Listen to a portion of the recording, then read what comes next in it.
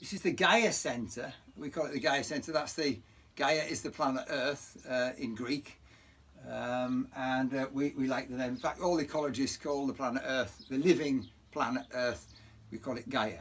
So we've called this the Gaia Centre because it really is it's a very beautiful example of eco-renovation. This building began life just as an asbestos roof held up by three ugly cement columns, and we've transformed it into a beautiful office space with a bed, a dining table, and a very unique rocket stove heater. The original design of this heater, which was designed by rather a clever American stove designer employed by the Guatemalan government in the year 2000 to solve a problem that they had in Guatemala City. In that time, the farming around Guatemala City had failed, and all the farmers moved into town to look for work. And so they made a campsite all the way around the outside of the city. And they started cutting down the trees to burn, to cook their food. And of course, the trees were disappearing very quickly. So the government got very upset about this, and they decided to do something about it. They employed a guy to solve the problem. And this is the invention that he made. Basically, it's a piece of chimney pipe made out of quite thick steel, because the temperature in here is going to get very high, and just with an elbow on it. And what you do is you put very small amounts of wood into here. There's complete combustion in this burn tunnel.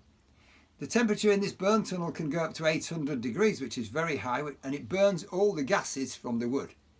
So what comes up here is a very hot flame, water vapour, and carbon dioxide. So there isn't any pollution from this device at all, and it uses very little wood. In fact, immediately it solved the problem, because they were using 80% less wood than they were before they started using rocket stoves. So this was the original rocket stove design. Obviously you put your pan of food on the top, and the flames go directly underneath the pan, so there's no heat wasted to the outside. You're not heating up the air above the cooker. So the green builders got hold of the idea, and they came up with lots of different designs. Now they're on rocket stove building book number 3, which is the latest model. It's got lots of different examples of how to adapt to these rocket stoves to any particular house that you want to build it into. This one was built by a very clever English builder from Yorkshire, actually, where I'm from.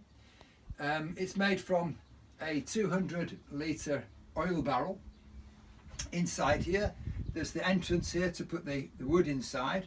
There's a short burn tunnel. This is all made from fire bricks.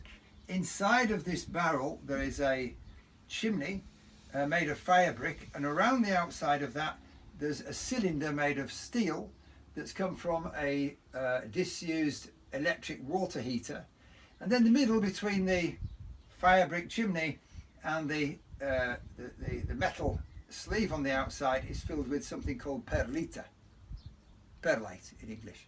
And this is a non-combustible, very high quality insulation material, which actually causes a temperature difference between the inside and the outside of this device. So how it works basically is you put a small fire in here, and you just blow it so that the suction process starts.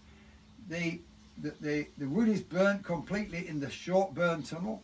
The hot flame rushes up the middle of the chimney, and you can actually cook your dinner on the top of here. The chimney stops about 5 centimetres from the top of the barrel, and the gases fall down the outside.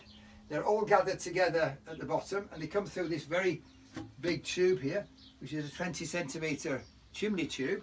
And this tube passes underneath this bench, which is made of rock from the garden, and it's full of rocks.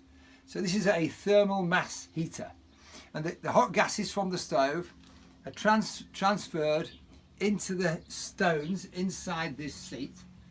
And so all the time you've got a fire burning here, you're heating up the stones in the seat, and then what goes out the chimney goes out at only 40 degrees.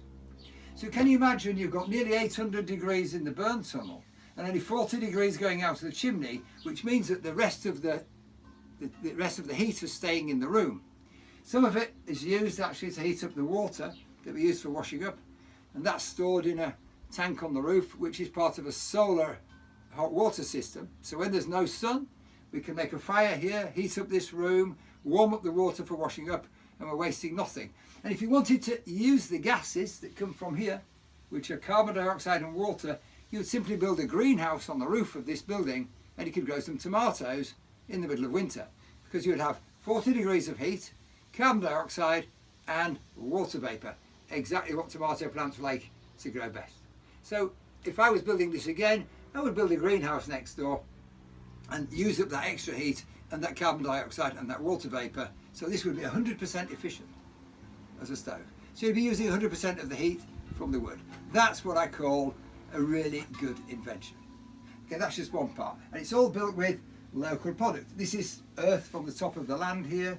These are stones out of the garden. These are stones out of the garden.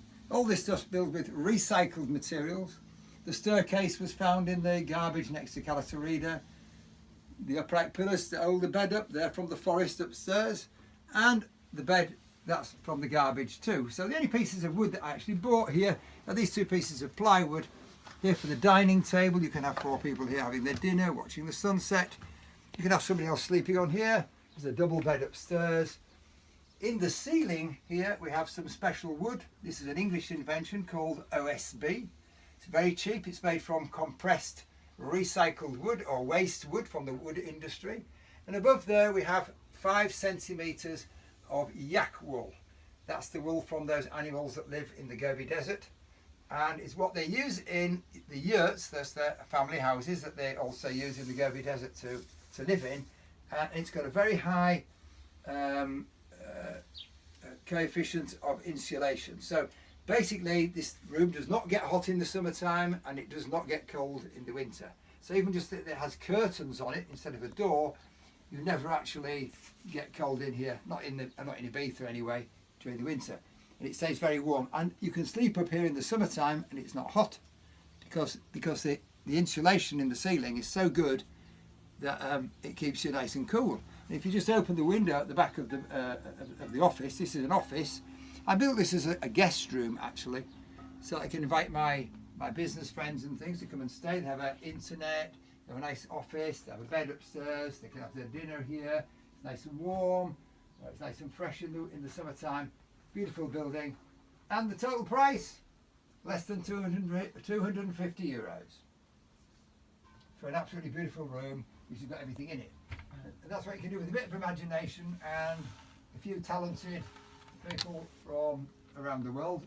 There's quite a few people who've been working on this. I've designed it myself, this room, but I've had lots of people helping me to build it.